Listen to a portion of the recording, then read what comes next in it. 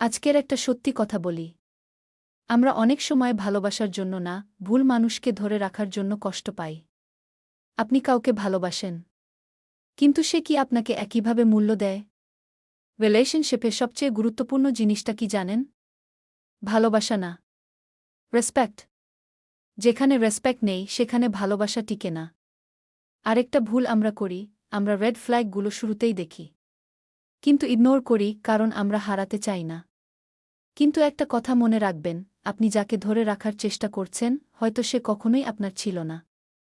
Real relationship কখনো complicated হয় না, ওখানে পিস থাকে, ট্রাস্ট থাকে, এফোর্ট দুই দিক থেকেই আসে।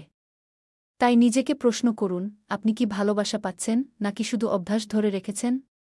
কারণ আপনি ডিজার্ভ করেন এমন একজনকে, যে আপনাকে বুঝবে, আপনার পাশে থাকবে, আর আপনাকে কখনো ডাম্প করাবে না। নিজেকে হারিয়ে কাউকে রাখার চেষ্টা করবেন না।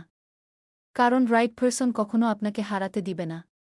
আর যদি আপনি এখনও সেই রাইট পারসন খুঁজে না পান, তাহলে হয়তো সময় এসেছে নতুনভাবে খোঁজার।